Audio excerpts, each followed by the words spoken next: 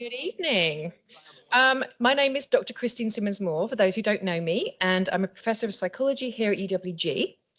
It's my great pleasure to welcome everyone to our Bill Roll lecture series this fall. This semester, we are fortunate to be hosting two lectures. The first one is tonight, and the second lecture will be 1 week from today. And I encourage all of you to register for that one as well, if you haven't already done so. We're going to be featuring Dr. Hennessy for that one, and she is the scientist behind the very popular podcast, The Telepathy Tapes.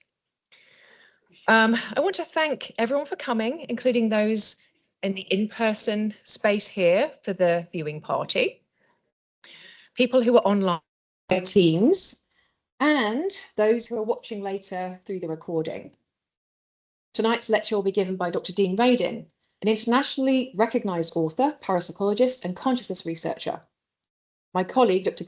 Jake Glazier, will formally introduce Dr. Radin a little later. But for now, I'd like to express my own thanks to him for accepting our invitation and sharing his wisdom with us this evening. We're going to begin our evening by remembering Dr. William or Bill Roll. This lecture is named in honor of Dr. Roll, who passed away in 2012. That same year, we held the inaugural Bill Roll lecture, which I initiated. Since that time, we've invited key researchers in parapsychology and consciousness studies from around the globe to present a lecture designed for the university community and interested members of the public. The purpose of our lecture series is to remember Dr. Roll and also to draw public attention to the importance of the academic discipline of parapsychology. So this is an area of psychology that engages in the scientific and critical study of a range of what we call exceptional human experiences. These are challenging according to mainstream assumptions about how consciousness and reality work.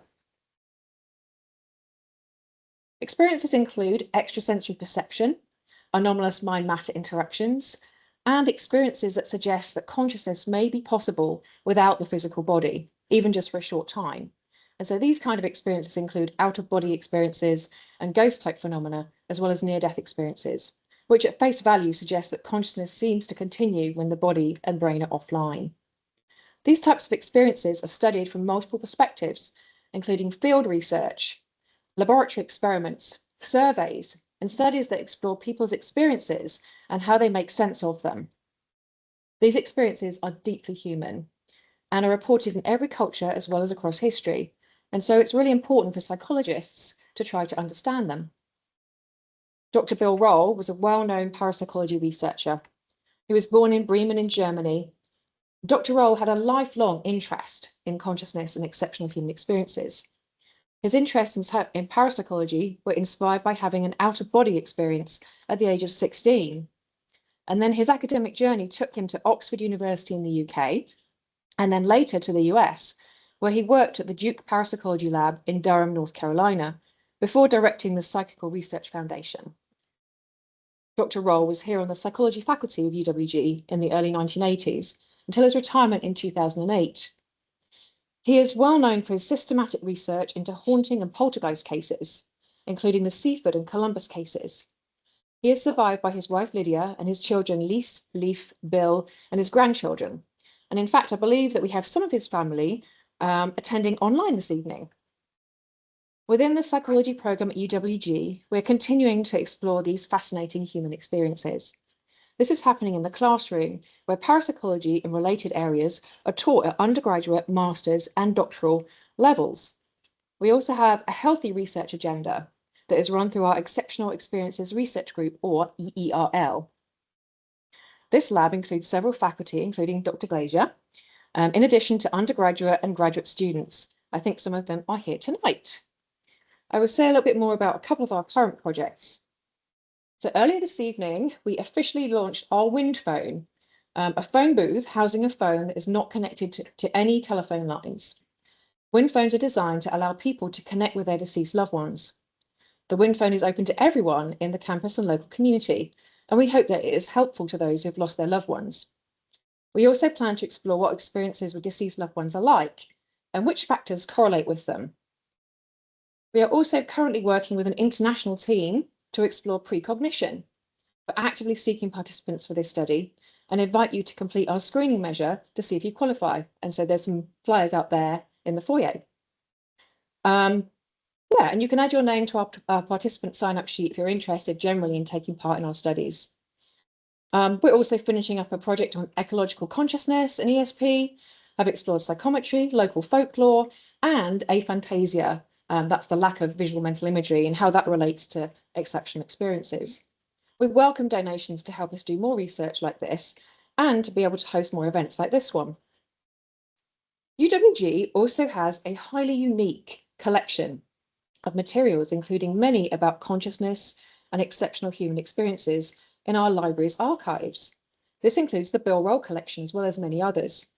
The UWG Library is co-sponsoring the Bill Roll Lecture Series this year. At this time, I would now like to introduce our colleague, Craig Schroer, who will share a few words about special collections and the Human Consciousness Collection at UWG.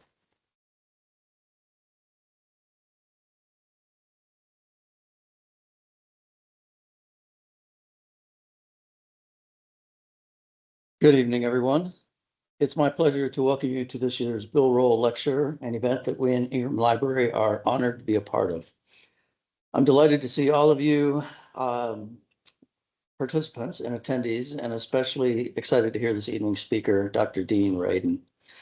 The psychology department, as I imagine all of you know, at the University of West Georgia, has the distinction of being one of the earliest academic programs in the United States to focus on humanistic psychology and parapsychology. To the present day, Ingram Library's Special Collections remains proud to support this focus through our extensive holdings of rare books and archival collections that not only preserve the legacy of groundbreaking scholars, but also continue to inspire new research and inquiry. As mentioned by Christine, these human consciousness collections, primarily spanning the 1970s to the present, reflect topical strengths in extrasensory perception, remote viewing, psychokinesis, near-death and out-of-body experiences, cosmic art, astrology, and more. Among our most notable collections are the papers of Dr. William G. Roll, whose work in psychokinesis helped shape the field and who served on the faculty of West Georgia College, i.e. UWG, as well. And then we have Ingo Swann, who, among many notable accomplishments, coined the term remote viewing, and Dr. Stanley Krippner, a pioneer in consciousness studies. We also hold the David Wayne Hooks Library from the Psychical Research Foundation and the papers of Sidney Girard and Carmi Harari, both foundational figures in humanistic psychology. Other noteworthy collections include that of Janet Lee Mitchell, known for experiments in ESP and psychokinesis, Ann C. Richards, who explored humanistic education and student attitudes towards sexuality, and Edith Weiskopf Joelson, whose research addressed schizophrenia as well as alienation and logotherapy. Through our stewardship of these research collections, we aim to ensure their long-term accessibility for you and future generations. Ingram Library is proud of our long-standing relationship with UWG's psychology department and thrilled to be part of this annual lecture series honoring Dr. Roll's legacy. Thank you.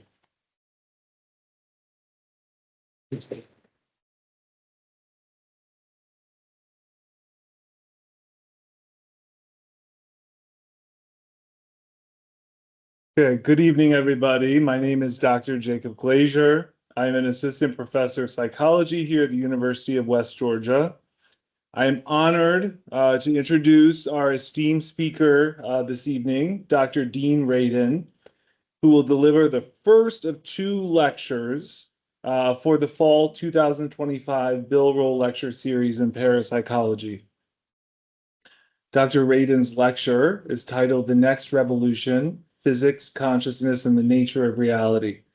It invites us to explore one of the most profound frontiers of scientific and philosophical inquiry, the relationship between mind and matter. In this lecture, Dr. Radin will examine how contemporary physics and consciousness studies converge to question the boundaries between observer and observed. He will review experimental evidence, probing the role of consciousness and quantum phenomena, findings from the Global Consciousness Project, and the resurgence of interest in philosophical idealism within modern science.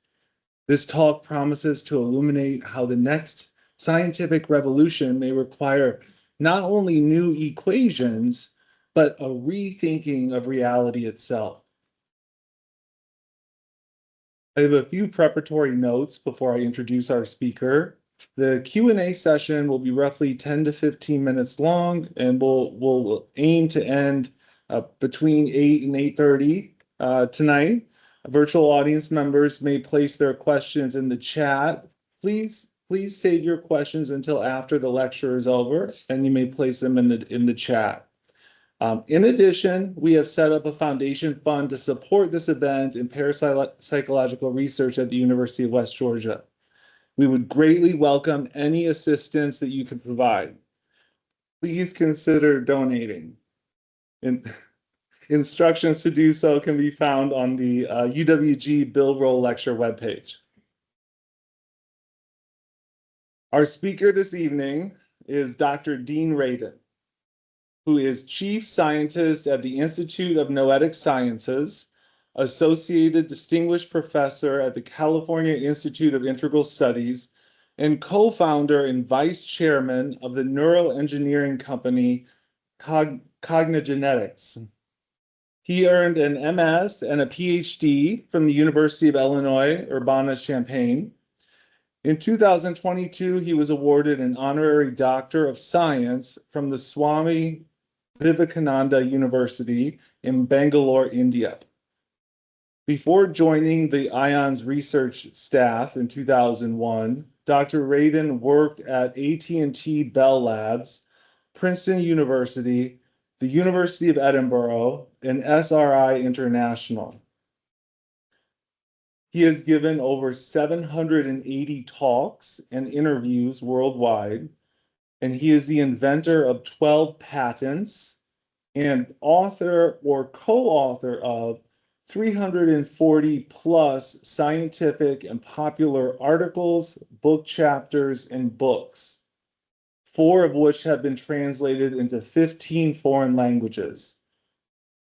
Some of these books include The Conscious Universe, Entangled Minds, Supernormal, Real Magic, and the just released Science of Magic. Without further ado, please join me in extending a warm and heartfelt welcome to Dr. Dean Radin.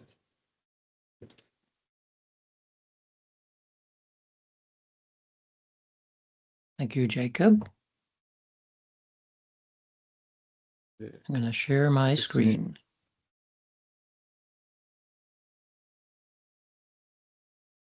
I figured.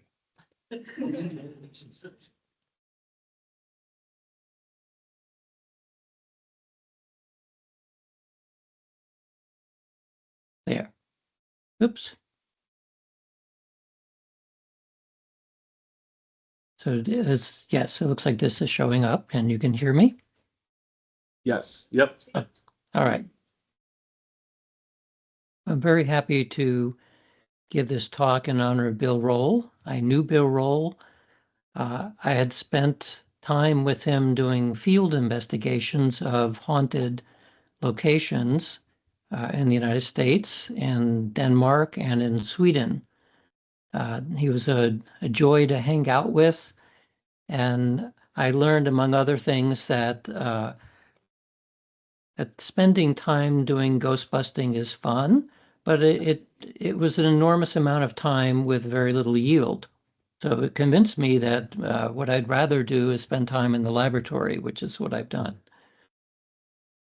I've also started labeling the number of presentations I've done. So this is actually presentation number 811.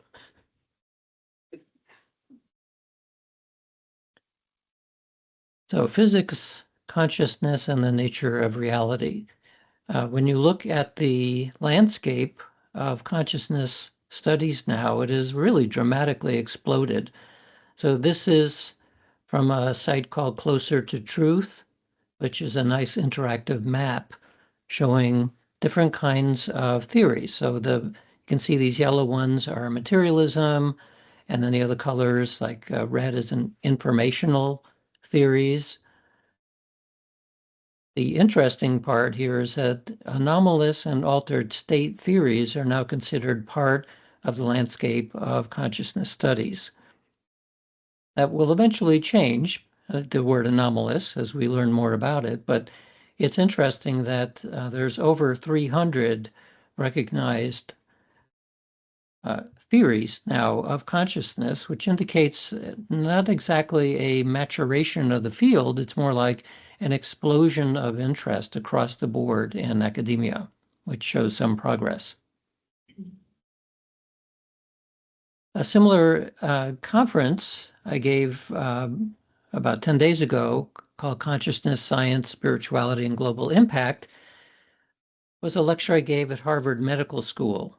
And yet another indication that within the mainstream, that the notion that it is okay to study and talk about consciousness is a new thing. Like 20 or 30 years ago, when I started doing these sorts of things, if I told somebody I was interested in consciousness, and especially in parapsychology, I would either get blank stares or I would get people backing off very slowly away from me. That's no longer the case. So there is some progress there as well.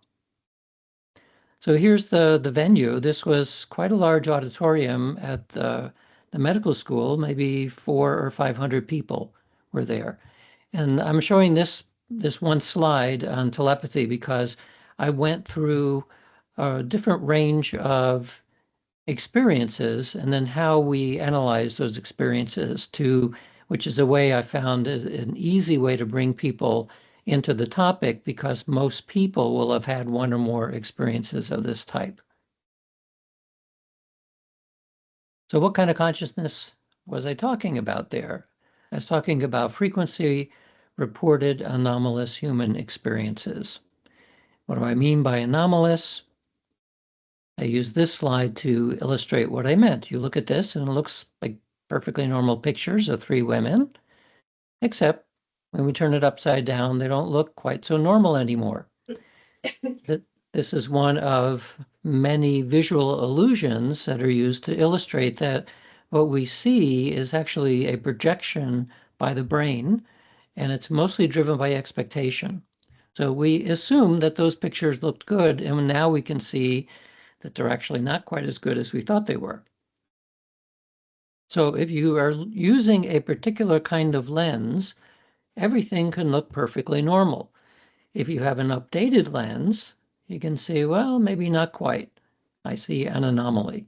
And that is, in essence, what parapsychology is all about, that we are looking at experiences that might appear to be normal, like maybe psychic things are just coincidence. If you look a little closer, you find, well, maybe it's more than that. Or to put it a different way, once you have a collider, every problem starts to look like a particle. So if you want to help break the dogma and develop new ideas and progress, you need to start looking carefully at old methods. And as the woman is putting her hand on here, it kind of burning some of the old ideas that we had. The other thing I want to mention is that when you look through history at the development of new instruments, in this case, like an abacus for a calculation, new lenses, new telescopes, new kinds of instruments, every time that one of these new instruments came along and people started using it, in each case extending their senses, whole new realms of reality were perceived. And in many cases, realms of reality that were not even suspected to exist before. And so we're continuing to do that as science progresses and we find new ways of understanding the world. We're learning new things that we may not have imagined beforehand. So what are some of the examples of frequently reported anomalies of consciousness? Well, we could study genius or autistic savants or terminal lucidity, near-death experience. But I work at the Institute of Noetic Sciences, which was started by astronaut Edgar Mitchell, who had a mystical experience in space.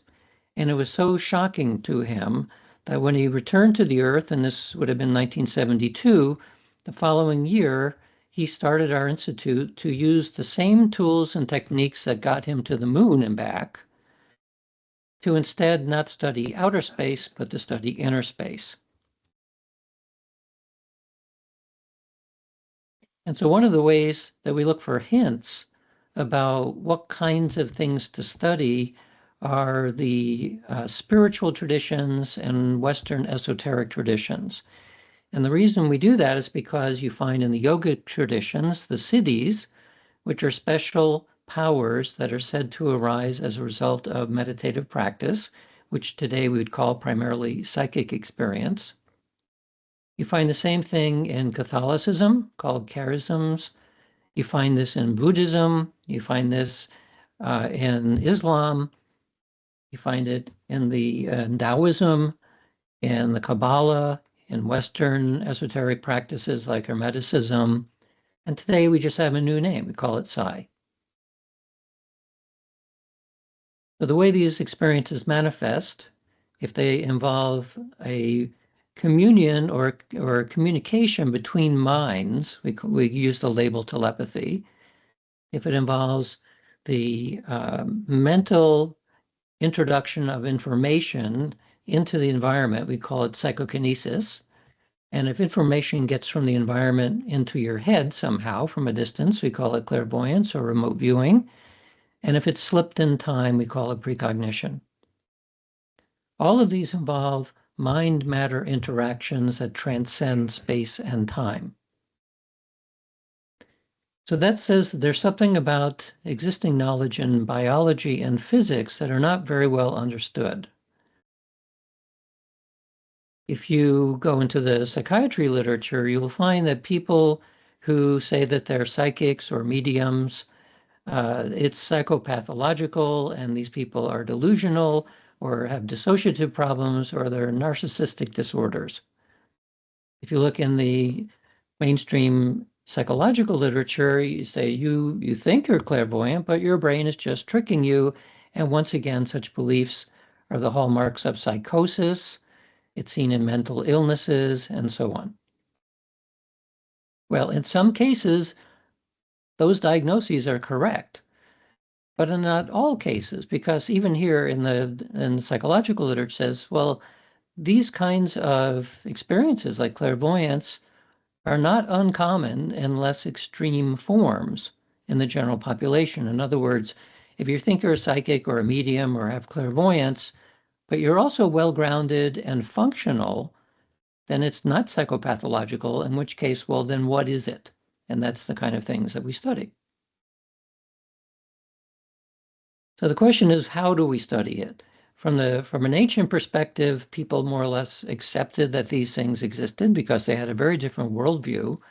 In the modern world, we're slowly catching up to using the tools of science to understand these kinds of experiences better. So there's where I have the example of telepathy. And this is a case of crisis telepathy, where the mom is somehow feeling what happened to her son when he fell off the bike. So what is that? Coincidence, or is that some kind of mind to body or mind to mind connection? I've also had stories told to me by submarine commanders when I've given talks to the Navy, and they report that in each case, in this particular example, that a crew member asked to surface the sub, which was under maneuver, so they couldn't just surface it when they wanted to, but they asked to do that because the crewman had woken up from a dream, a very vivid dream, where someone at home was going through some kind of a crisis. And of course, they wanted to check that. So time would pass, sometimes weeks or even months. When the sub was finally able to surface, they would check out the crewman's story, and it turned out that they were correct. There was a crisis happening at home. So the question then is, I asked to the sub commanders, how often does this happen? And the answer was, there were no false positives. In both cases, that happened once, and when they checked it, it was true. And this is not too surprising because submariners are especially selected to be psychologically very stable and like the last people in the world who you might imagine to be having a telepathic experience. So how do we test this in the laboratory? Well, we create a pool of images that are as different from each other as we can manage. We make a random decision and we select one of those images. So let's say it was a tiger. We give that image to someone who play the role of a telepathic sender who attempts to send this information to a receiver who's isolated at a distance.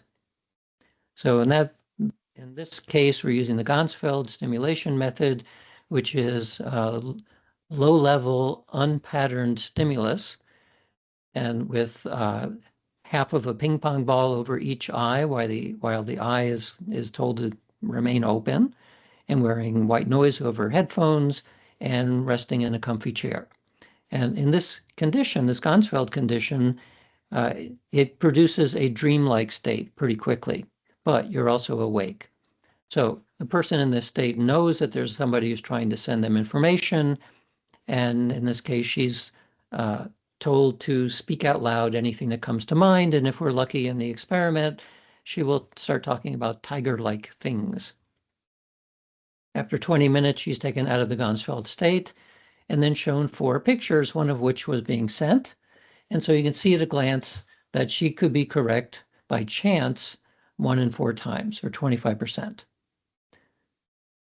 So these studies from 1970 to 2020, there have been quite a few experiments, 109 peer-reviewed publications by 42 authors and 20 laboratories. And the chance hit rate is 25%, but the observed hit rate is 31% after 4,700 sessions. When you calculate the odds against chance, it's 2.96 trillion to 1, which is 3 followed by a whole bunch of zeros to 1. So it's not chance. The question is, then what is it? Well, the other way of looking at this is look at all the whole sequence then of hit rates reported in these experiments from 1970s through about the present decade. And among other things, what you can see is that from around the year 2000 to now, there's so much data that we have high confidence that we're stabilizing the hit rate. So that means it's very likely it isn't not dropping down to 0. We're not regressing to the mean. This is a stable effect. There's somehow more information getting to these people than you'd expect by chance. So when we look for, well, what else could it be if it's not telepathy? We go through this due diligence list and we make sure that there's no leakage of information between the people. It's not electromagnetic signaling. It's not recording mistakes or randomization problems, poor statistics, selective reporting, lack of replication, deception, fraud, and even ask professional stage magicians to see if they can figure out if faking it using the actual setup that we use. Of course, if they're allowed to create their own conditions, they could probably fake it, but that's not what we ask. We say, given this experimental setup, could you figure out how to fake it? And the answer is no. So we did that at the University of Edinburgh. Chuck Honorton did this in the 1990s at his lab in Princeton. And many other places that have done this kind of experiment have taken advantage of the methods that magicians use to see if they could fake it, and they can't. So this looks like it really is real telepathy. Other ways of looking at this kind of data to say, well, that appears to be mind-to-mind connection. What about mind-body connections? So it's a conceptual replication. And one of the ways of doing this is through the feeling of being stared at.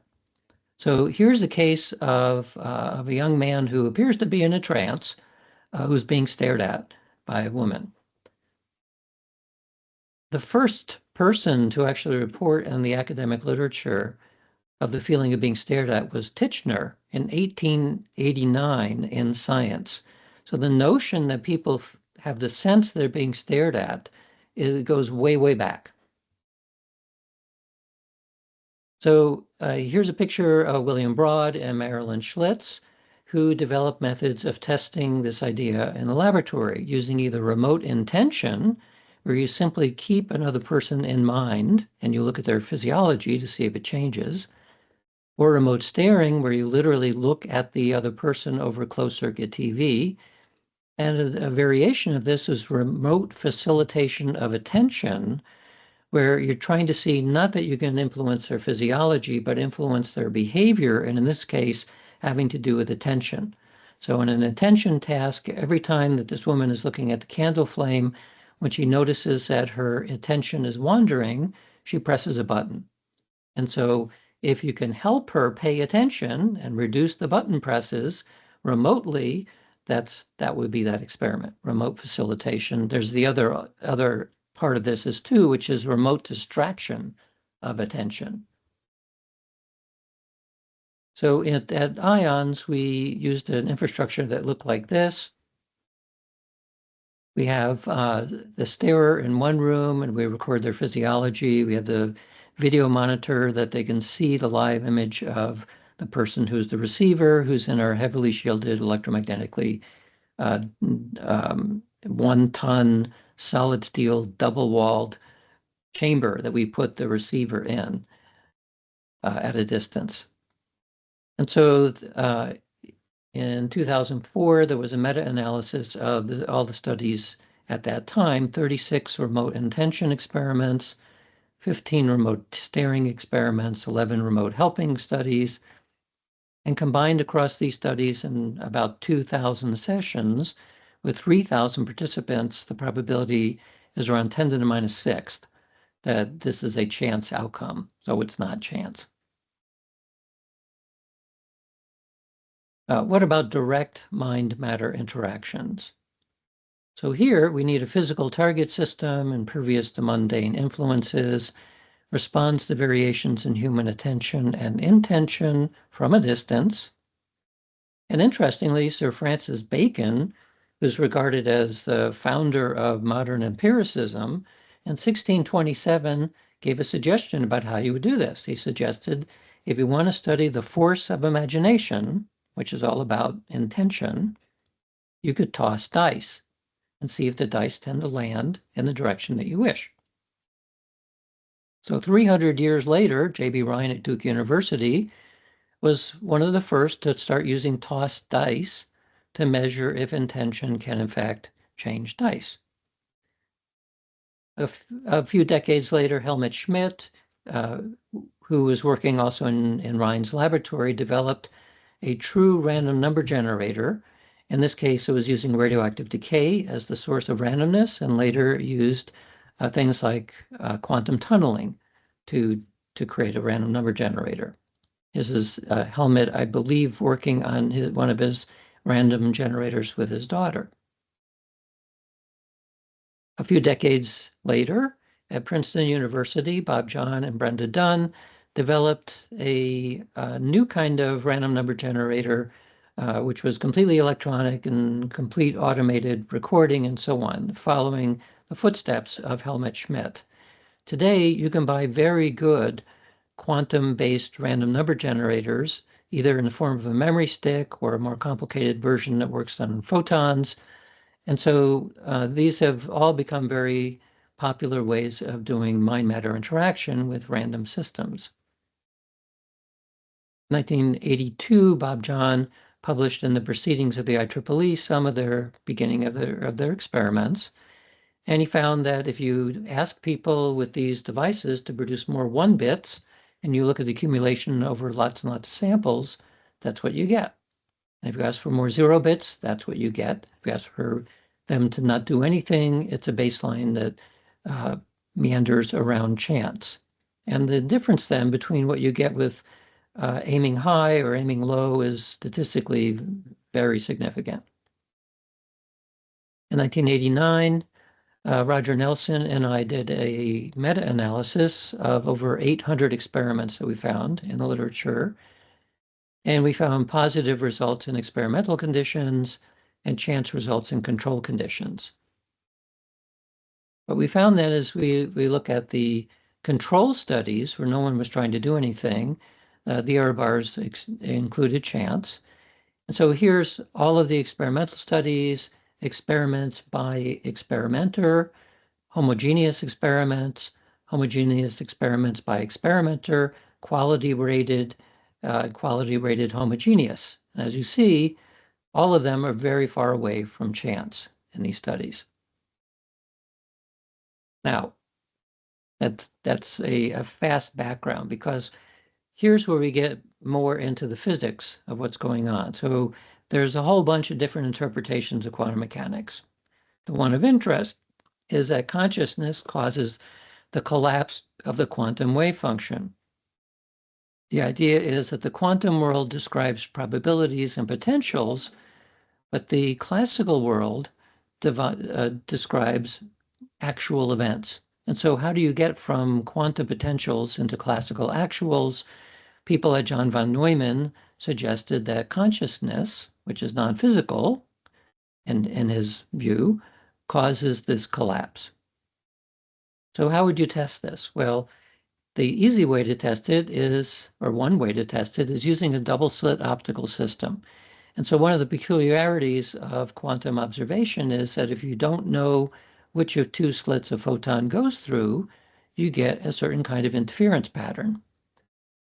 So if you don't get what's called which path information, which is the path that the photon takes, you get an interference pattern. If you do have which path information, you get a different pattern. And so this is the way that this experiment is often portrayed. It asks questions like, well, what does it mean to observe? Does it really require consciousness?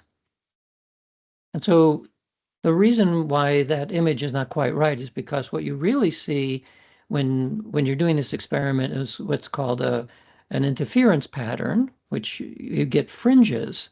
And so it's the degree of fringe visibility that is important. So if you get a lot of wave interference, you get these sharp fringes. The more information you're able to extract from the information, either having to do with which path information or position information and lots of other properties that you can see that the fringes begin to go away. So if there's a lot of wave interference, you get these ripply patterns. If there's decreased wave interference, it looks like a pattern like this. So the first two tests in a double-slit diffraction pattern, if consciousness mattered, was Stan Jeffers at York University, and then this was followed by a replication by Mike Ibison at Princeton University. And their question was, can you gain which path information by ESP? Because ESP proposes that you can gain information from a distance. So maybe you can gain information about the photons, and that would change the pattern that you see in a double-slit system. So this was the result from York University, which meandered around chance. So the answer was no.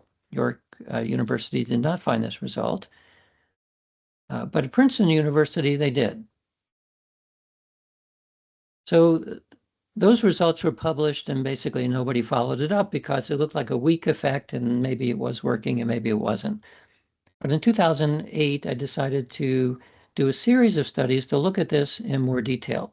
So I used a double-slit system. Initially actually used a Michelson interferometer, which gave very interesting results, but then I used double-slit system, which is very simple, a laser, a neutral density filter to pull down the illumination, go through two slits, and then go to a line camera, which would produce the interference pattern. And then we recruited meditators and non-meditators to imagine through ESP that they could gain information about the width path information. And if that was happening, would we see a change in the interference pattern? So this is what a line camera looks like. This is where the light would land after going through the double slit. That's what it looks like. And if you plot this as intensity patterns, you get a very nicely behaved pattern of very sharp fringes, which is what you're looking for. There's lots of ways of then doing the analysis. You can look at the changes in the fringes, or one of the methods that I used was do a Fourier transform of this shape, and that tells you that there's a very sharp peak, which has to do with the amount of double slittiness going on. And so that peak is something we can provide as feedback in these studies. And what we hope to see is if someone is actually using something, some psi phenomenon like ESP to gain information about the photons, then that peak would begin to go down because the fringes would begin to go down. So here's the actual double slit slide, which is inside the holder. I'm not showing the two slits because they're so small you can't really see it very well with your eye. And here's the device put together. This was made by Paul Wendland and Robert Rickenbach for us. And there's the laser sticking out of the end, the camera's over here, and then you see the output on a laptop. So there I am adjusting some of the parameters in the laboratory. And the protocol is very simple. We compare periods of mental observation versus no observation, and we would look at the interference pattern. Typically, we'd have the person observe mentally for 30 seconds and then rest for 30 seconds, plus or minus a little swap, because we wanted to make sure that in case there was an oscillation, a regular oscillation in the data, we wanted to desynchronize it. So we'd add this additional 5-second inter-trial interval. And it's a differential measure. We're looking at, do we see a difference in the observation pattern when observed versus not observed? And the prediction is that that observation would reduce interference. So we did 4 pilot tests. This shows all participants in green, the non-meditators in blue, meditators in red. And then we also did a bunch of control studies where nobody was there just to look at the apparatus, see how it behaved by itself. And the bottom line was this, that the controls were behaving nicely as controls. The non-meditators did not get a significant result. Meditators did quite well. And overall, we get a significant reduction as predicted. Then we did a formal test with 50 pre-planned sessions with selected participants who appeared to have done well beforehand in the pilot tests. So we did that and we got whoppingly good results. So there's the control, here's the experimental results. In terms of effect size, minus 0.6, which is basically a large effect size. So we're onto something, we thought. Then the question came up, maybe these results are due to the proximity of the human body, because people would do this with the apparatus around 2 meters away from them. And interferometers are exquisitely sensitive to temperature changes. So it's a good question. We had to test a method where people were not that close. So we made a version online. So there's our interferometer. We put it onto a server and people were allowed to do this online. The protocol was there would be periods where people were seeing the results live, but this was a non-observing period, and then an observing period. So they'd be looking at a browser and sometimes they'd see nothing to relax, and then they would see the results while they were the actual results of how much double slittiness there was. And they were asked to make this line go up, which in this case was mean a reduction of the interference pattern. And we made it go up rather than down because it's easier for people to think about being successful when things go up. So we were reversing the direction. We also had a Linux box programmed to simulate a person. So even though it was running exactly the same program on the server, there were times when there were the same period of not observing and observing, because at that point, this was not AI. This was simply a simple program designed to observe or not to observe the system. And the results of 2 years of efforts in this was when people were observing from a distance, the fringes were dropping. So we're using a fringe visibility measure. And as you can see for the error bars, some of these were very significant. There are 20 fringes that we're looking at. And when a Linux box looked at it, it was hovering right around chance. So that actually suggested that there really was something going on when people observed. The other thing we were able to test on this is here's chance, and here's what we actually got. And the reason we looked at this is to see whether it made a difference, given that people were doing this over the internet. Did it decline with distance? And the answer is no. The effect was independent of distance. So it looked like you don't need to be near the device in order to get the same kind of reduction of the interference pattern. And then somebody said, well, you're not really using individual quantum events. What about single photons, which would then be single quantum events? So we used a device that produced individual photons, and we have a photomultiplier there, and there's the double slit underneath that little Buddha doll. And we asked people again to do the experiment.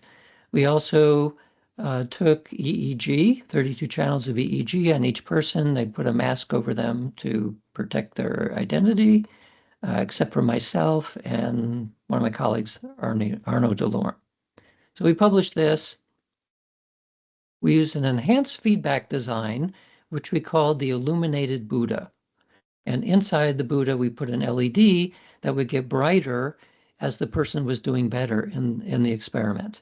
The experiment was inside our electromagnetically shielded room because we already knew that distance really didn't make any difference. The person was in the room about 2 meters away from our single photon device. And the only light that you would have in that room is if the Buddha illuminated, which again was associated with whether you were doing well in the experiment. People loved this form of feedback. So you can see the interference pattern even one photon at a time, and the photon that or the portion of the interference pattern that we gave as feedback was based on a particular spot. So this would be a spot in the interference pattern where normally was a trough, not of the fringes. So it was very little amount of light there. And so the idea was if you're observing the system, that spot of light would increase because it would change the wave nature of light. So we're looking for an increase at that fringe spot. We could have looked at other spots as well, except that the nature of this experiment was we're looking at one photon at a time at a particular spot. And so we chose that spot. So we had 20 participants, each doing one session. We got a significant rise in the results. So suggesting that, yeah, even with one photon at a time, you can get a significant result. We also did 5 other experiments with varying degrees of success. I've also then created a new kind of double slit system from scratch. It looks like that. I have the results, but it's like many things that I haven't gotten around yet to publishing this, but there it is. So the first person, other than the first 2 studies at York University and Princeton to try to replicate this, was Gabriel Gruyer, who had been working at CERN in Switzerland and decided that this was more interesting. So he's Brazilian. He went to the University of Sao Paulo and created a replication. He hasn't published this yet. He only did it as a preprint in 2018. He did 6 exploratory studies, finding statistically significant results very similar to what we observed. And then he did 3 formal experiments that were pre-planned, which were not statistically significant until he looked at it as a post-hoc evaluation. And when looked at in a 2-tailed sense, they were significant. So he's getting significant variance effects, but not significant in one direction. The 5th replication was by Vujanic and colleagues, published in Medical Hypothesis in 2019. And so what their report was significant quantum entanglement between the brain and external double slit system. Basically, that's the language that they used, but it was using the same methods that we had found. So they got a significant effect. The most recent replication is by Jar Pinto at the University of Amsterdam for a BEAL project. And so this is not published yet. This was his report to BEAL. And he found none of the experiments yielded significant results. However, in experiment 1, where they tested a large number of experienced meditators, they got results in the expected direction. And if they only used participants who subjectively felt that they could affect the interference pattern, then they were able to replicate our findings. So when we do these experiments, we look for people who appear to have some kind of a talent, which means they already have some reason to believe they can do this, and typically meditators, although in more recent experiments also using other kinds of subjects.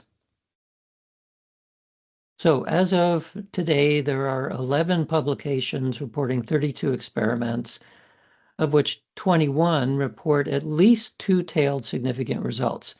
Overall, that would give you a 10 to the minus 20th overall result, which suggests that, yeah, there's something going on. This is not a formal meta-analysis by any means. because in most of these cases, these were not pre-registered, they were exploratory studies. And so we can't make a strong claim at this point, but at least if you're looking at this from a significance counting perspective, it's suggestive that maybe there really is something about the effect of consciousness on the quantum wave function. In 2023, there was an independent analysis of all of the data up to that point by Teodora Milosevic and Mark Elliott at the National University of Ireland in Galway. In many of these cases, both the replications and also this article here, I had no idea that they were doing this. I discovered it accidentally. And so what they wrote is, and they review the idea of the double slit experiment and predictions and so on. They suggest that mental activities are capable of influencing physical systems based on the data at that time. There are now several additional studies. So once again, if there's no mental awareness, then you get a certain kind of pattern. If you have mental awareness, you do get a different kind of pattern, which again is not exactly looking like this, but it's an easy way to understand, yeah, there's a different pattern.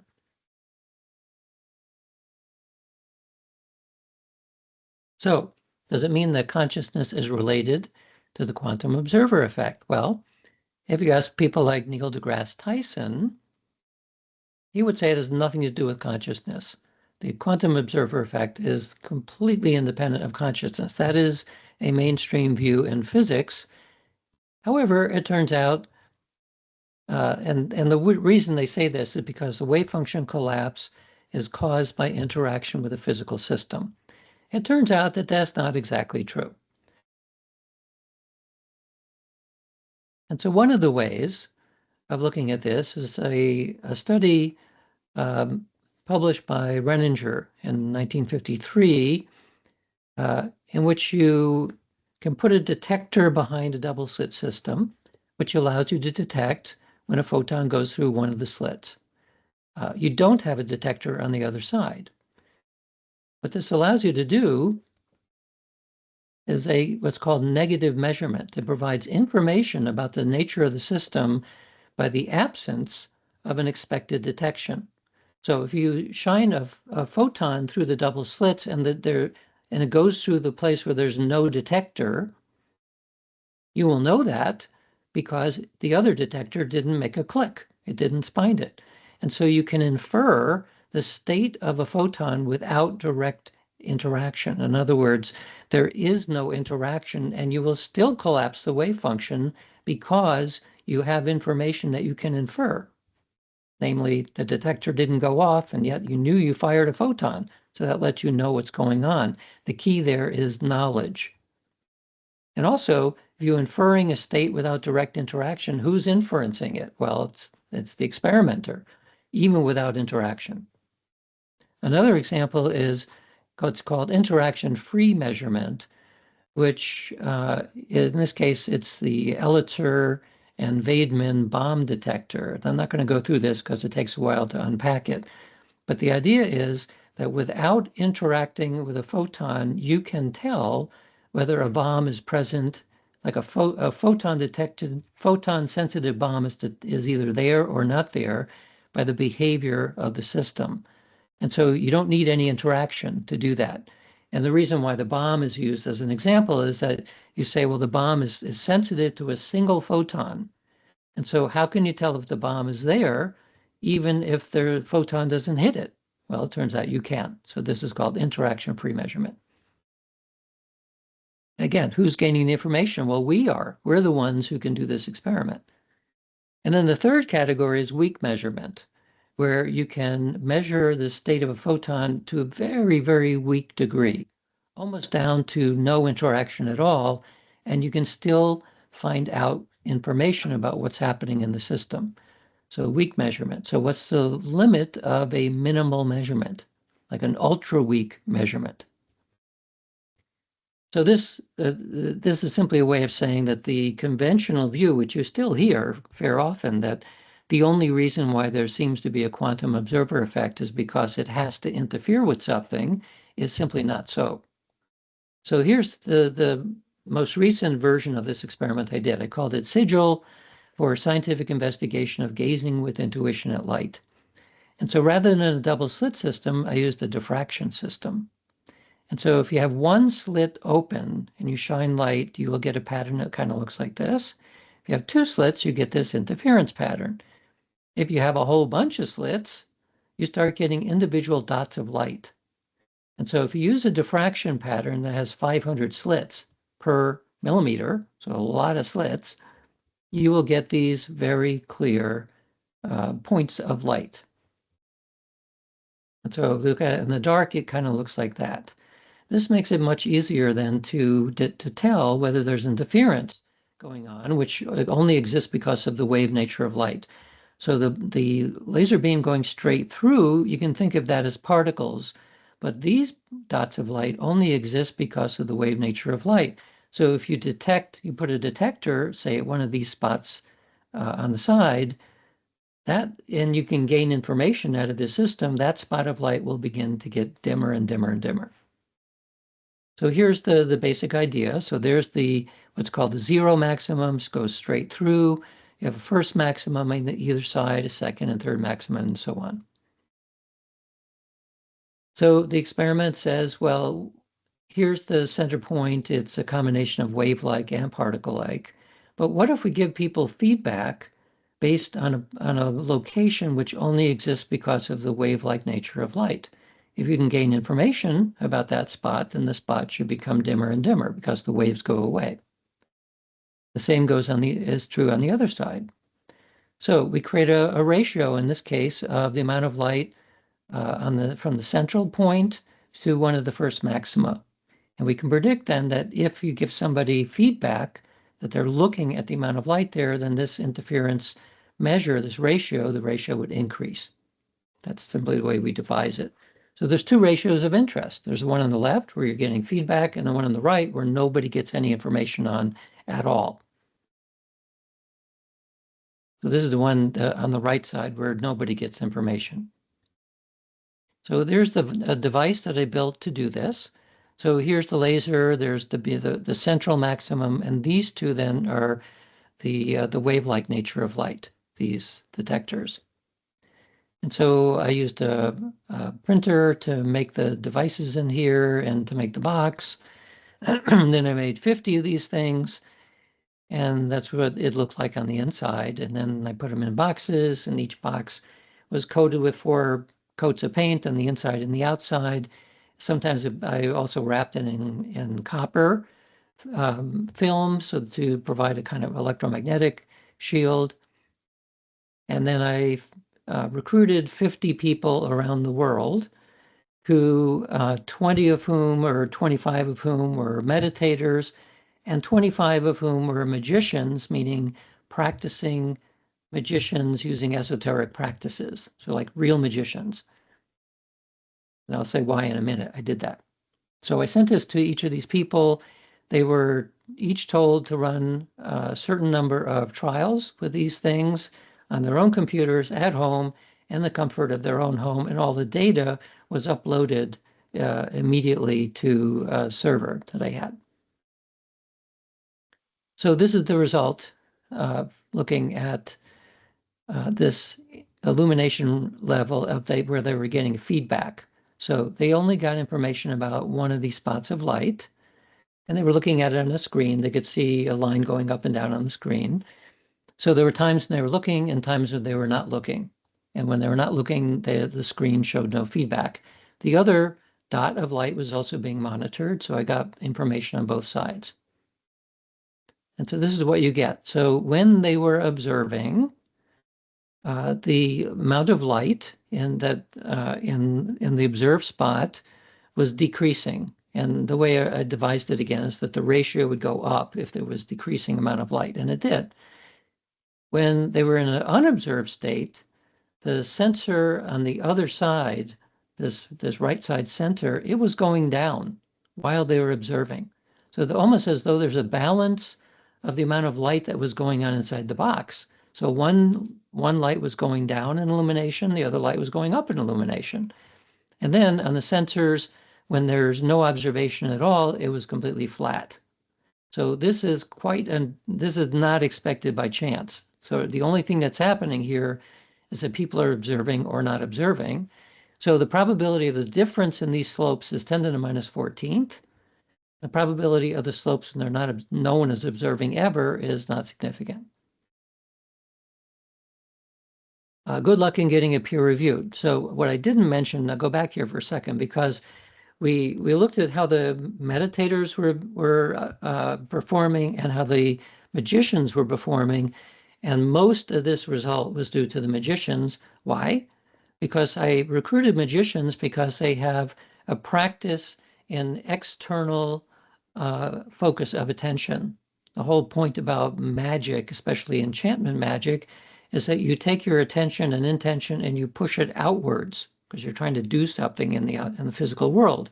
Whereas meditators usually have an inward form of attention, like mindfulness meditation is all about what's going on inside. So I didn't predict this in advance, but it was an exploratory idea to see whether does it matter if someone has an internal versus external focus of attention. Apparently it does matter, because almost all of this result was due to the magicians, to people with an external focus of attention. So good luck getting it peer reviewed. We've been actually lucky because I published that in Physics Essays in the beginning of this year, and actually almost all of the other studies we've done involving this test of the consciousness collapse theory has been published in Physics Essays or other journals. And most of the other people who have done these studies have also published it in mainstream journals. And this was part of a strategic idea that I had to take parapsychological research and get it out of the specialty journals, which hardly anybody other than people in the field pay attention to, and get it into the mainstream. So what I'm working on now is a new version. So we again have a diffraction pattern. There's going to be a spot of light that you will observe or not observed, and a spot of light that no one observes as a control. This is a web page, which is active. It's not released yet. And the goal will be that you'll go to this page and you'll see a candle flame, looks like an animation of a candle flame. And during periods where you're observing the candle flame, your job is to intentionally make that flame go down. That is linked directly to the amount of light inside the diffraction pattern. So if you're successful in gaining information from this system and collapsing the wave functions, then the candle will go down. And so this will be released probably in November. It's almost ready to go. And then people can do this experiment under conditions of observing, and then the flame will go away, and there's 30 seconds of not observing. And so I'll be able to do a very similar experiment, but reach everybody in the world at this point. Of course, I could have also talked about many other mind-matter interaction studies. I've done quite a few looking at photon entanglement, scattering, polarization, frozen crystal shapes in water, molecular bonds in water, plant growth, stem cells in vitro, glioblastoma cells in vitro, the Global Consciousness Project. And these are just things that I've done. And so if I included the very large body of experiments like this that other people have done, this would go on and on and on. There's a large body of experiments in these domains. So how do we understand this? Well, from a classical physics perspective, you can't understand this because everything having to do with consciousness is all brain-centric, and we're limited by our local senses. So we need a new metaphysical model of reality. It is unrealistic to throw away materialism because it's way too good. It's allowing us to do this webinar. So we use materialism then, which is how all of the epistemology in science is based, including all of the experiments that I just mentioned.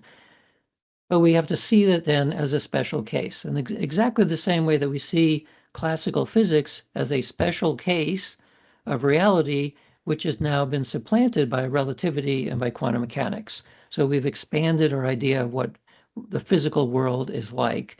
We're going to do the same thing to expand it out to now include consciousness. So we're going to look at more carefully, and this is being done across disciplines now, much closer at dual aspect monism, panpsychism, idealism, and so on. So that is what is happening. And so one of the things that I propose then is that we've gone from a period of enchantment for millennia up to about the beginning of science, roughly Galileo plus or minus perhaps 100 years, into a period of disenchantment. And this happened when materialism became the way that science is done, and eventually was adopted to such an extent that people forgot that materialism is a philosophical set of assumptions.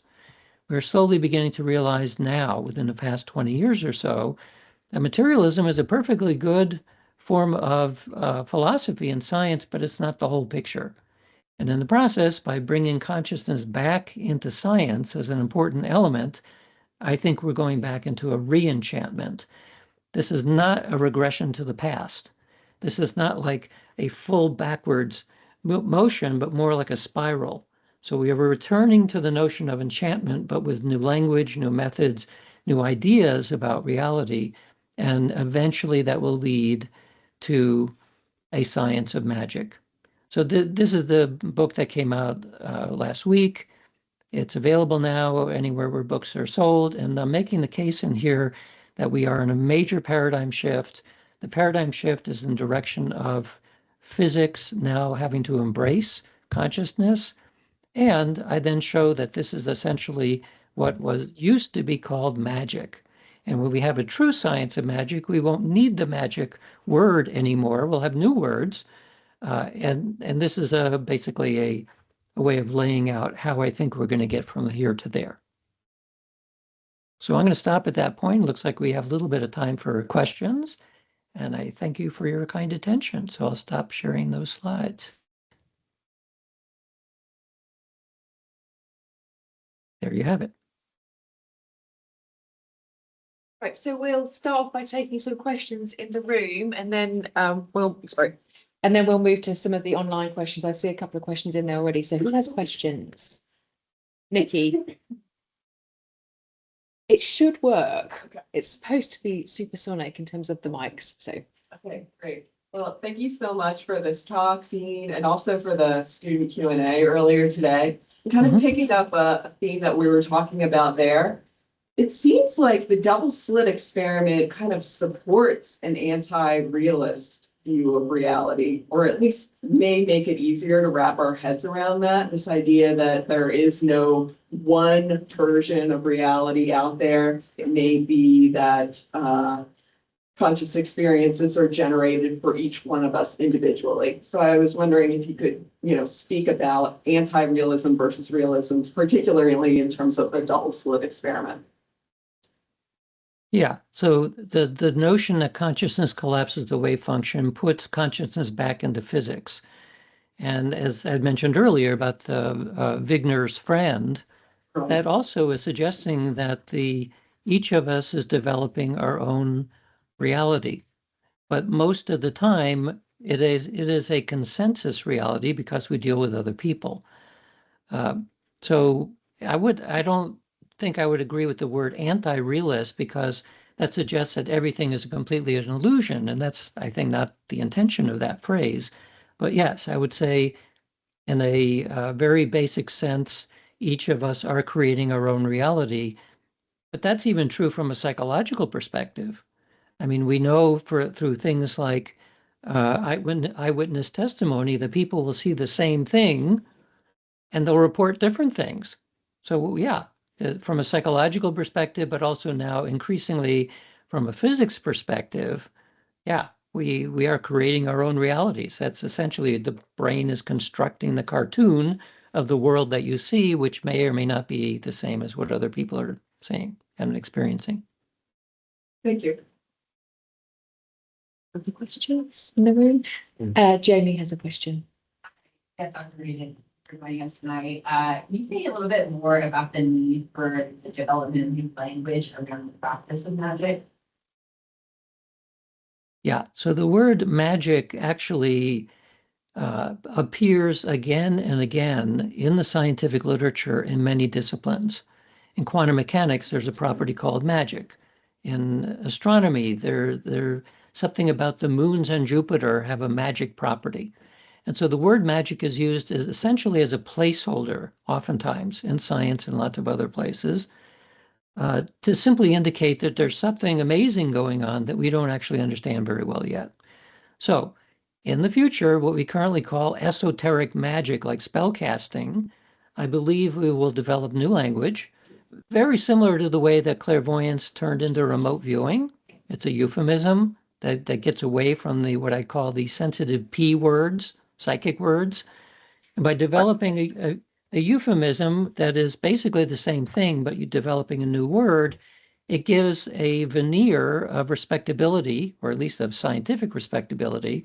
Well, now we're modern and sophisticated, and now we understand it. And that's what happens when we develop new words.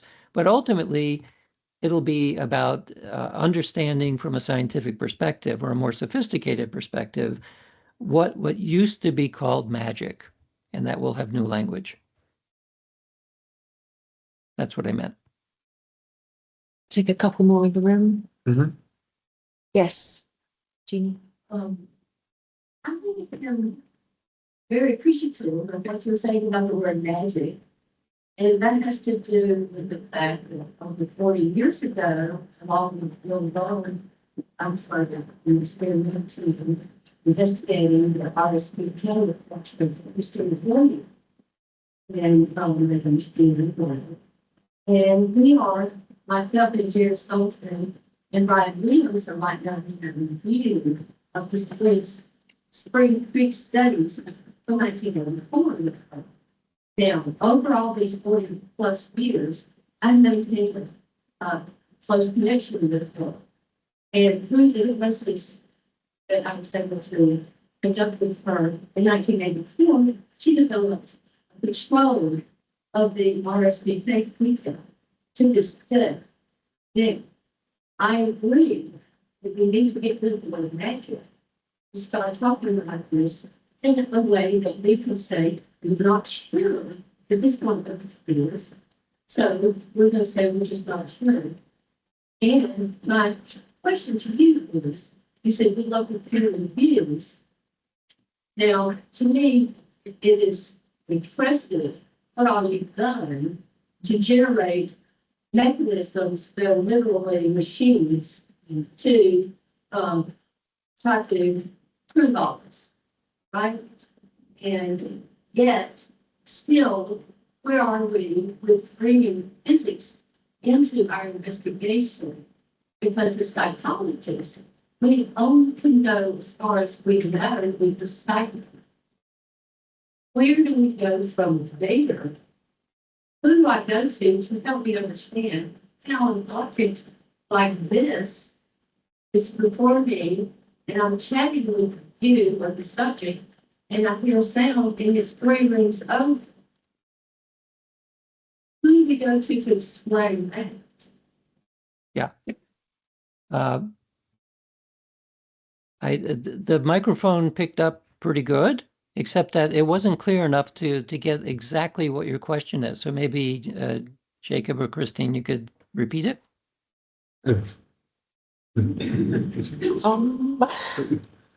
Are you asking about like how we explain how telepathy works or ESP? How does this? How what? Can you can you rephrase it in a sort of?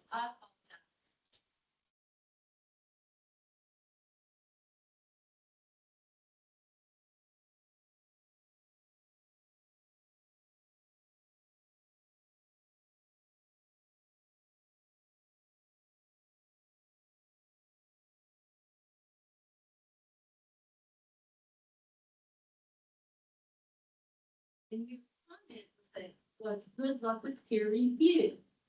Now, my question to you is, where do you know when to stop as a psychologist and go to physics and say, you guys need to look at this? Because this is where you start and where we end. I see. Well, we're trying to understand the nature of consciousness and its role in the physical world. That automatically means that you need to understand everything, right? So if you're just going to look at this from a physics point of view, you're not going to get a good answer. If you're looking at it from a psychological point of view, that's not going to work either. You need to have multiple people who are experts in their disciplines to come together to figure out this puzzle. And there's even possibly a paradox here in that we're consciousness trying to understand it ourselves. It's like your eye trying to understand your eye. You can't, your eye can't look at itself except in a mirror, but then you're not looking exactly at your eye anymore. You're looking at a mirror of your eye. So we either need to better understand inner space, which is essentially what psychedelics and meditation are all about, and maybe bring that into the mix as well. So the bottom line is that our epistemology at this point is not yet adequate to truly understand what's going on, but that's okay. I mean, science has developed new epistemologies since the very beginning.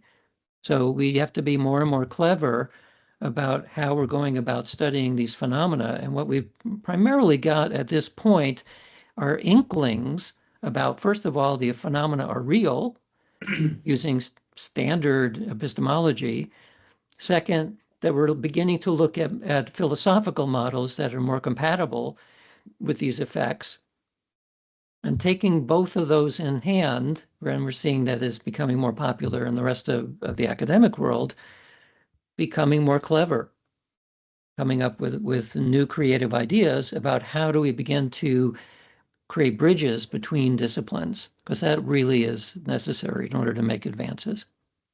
So I hope that answered your question. Yes, you did very precisely. Can I sneak in a question? Yeah. So I'm just wondering about whether you explored any individual difference measures as correlates in some of these studies as well, particularly for the the magicians. Like, what do you think it is? I know it's attention, but is there something about the way that they're wired that makes them particularly good at the task in the last experiment? I know that you've looked at some individual difference measures, I think, in the past, but if you could just comment on that, because that's something I'm particularly interested in. Yeah, we had each, because we did a worldwide search for participants, and I wanted to have some sense that maybe they actually had the right chops to be able to do this. We asked each person who was a candidate to jump through a whole bunch of hoops. So some of that was online. Of course, all of it was online, but online attention tasks, how well they can do on the standard attention tasks, and belief tasks or belief questionnaires and a whole bunch of other stuff, Big Five and all the usual things, including the paranormal belief scales. So we know as a group that this group was not a normal group as compared to population norms, like way off the scale. What I haven't done at this point is to separate the two groups, because that wasn't really my main focus on this. I wanted to see, am I going to get anything interesting at all? I did. So since the magicians did better, I can go back and look at this, but I know it's important to collect the demographics and the questionnaires and all that. That's typically what psychology does. And so I'm partially a psychologist, but I'm also an engineer and a physicist. And for this purpose, given that it was going to be published in physics essays, I focused on that rather than looking at the other factors. But we have all of that information. I'd love to see what you find. Should we see if there's online questions? Would these be in the chat? Yes, there was a couple of things. Yeah, Dean, I can go ahead and maybe just read the question, and then if you would want to answer it, does that sound okay? Sure. Okay. Let's try to do that one. Yeah. Good. So we have a question here. Why haven't you published some of your analyses? Yeah, so why have you not published all of your studies, your analyses? Well, the only one that I mentioned that is not published are ones that I haven't gotten around to actually look at the data. But all of the other ones there, I mean, if you go to my personal website, you'll find all of my publications. And it's simply a matter of, do I need help in analyzing it? No, I need time. And so I'll eventually get around to it. Okay. Respond. Maybe because that's the same person. Maybe. Okay, we have another one here. Will the website for the new study be available for anyone to participate? If so, how will we find out when it's live? The answer is yes, and you will find out because I will put it on the IONS website, which will go into its newsletter, and I will post it on social media and everywhere else where I can post anything. So when we did that last time for the sigil experiment, we started with about 120,000 people who responded to these messages. So we reach a fair number of people. I guess what I could do in addition is I'll post it on news lists that I know reach most of the parapsychologists in the world, including you guys, and then that will be a way to let people know about it as well. And it will remain up. The experiment will remain up on that website for quite a while. I'll probably leave it up for it if it starts in November, probably 4 months or so, because I'm using the pre-registered. I will pre-register the results. I'm using data collected in the first month in order to develop the predictions of what I'm going to expect later. So I'll get maybe 100 sessions, evaluate the data at that point, and then use that as the pre-registration. So it'll need to run for another couple of months. Excellent. One more question? Yeah, we can do one more question. Any other questions in the room or online? Okay, we have a question here. Yeah, John? this is probably a terrible question to end on, because it's maybe opening up a can of worms, but that consciousness affects protons, I think is well established by the evidence that you've set forth and published. Do you discuss in your book, I'm sure you do, but the why question of perhaps what the mechanism is? Why does consciousness affect quantum material? That's something I'd be interested to hear from you. Yeah, the answer is yes. When I presented this similar kind of talk at Harvard, I did it in a way where I had exactly 30 minutes to present it. And I knew I was not going to be able to go into the theoretical ideas because there's just not enough time. And at the very end, they said, well, if you read my book, you'll learn all about the ideas that I had about what's going on here. And to make a long story short, it basically comes down to we need other ideas beyond materialism as a philosophy. And so it's still kind of shocking to me that when most people who go through a scientific career, any science, are not told that our worldview is a set of assumptions. It's a philosophy. In fact, a lot of scientists, after a while, get the idea that we don't need philosophy because philosophers didn't develop the iPhone, so they don't know anything. Well, but there is a philosophy of science. And so we are working within a certain worldview, which is like blinders. Happens to be pretty good blinders, but nevertheless, it's not the whole world. It's a piece of it. So that's why in many disciplines now people are looking at panpsychism and dual aspect monism and idealism, as I mentioned, that within those philosophies, the idea that mind and matter interact is obvious because that's a whole new set of assumptions. So just to give one example, in dual aspect monism, it's the notion that there is something more fundamental than mind and matter. Carl Jung called it the unus mundus, the one world, the one thing. And from that, because of meaning, splits things. So two things that can split that we're well aware of is mind and matter. But they both come out of the same source. That was this idea of dual aspect monism. So this is a well-known in the philosophy of science. More people are paying more attention to it because it provides a way of saying the physical world is quite real. It is covered very nicely by materialism, but it also suggests that mind is quite real too, mind meaning consciousness, in which case, if they're splitting out of the same source, they're always going to be correlated with each other. So we see the correlations very easily in neural correlates of consciousness of the brain.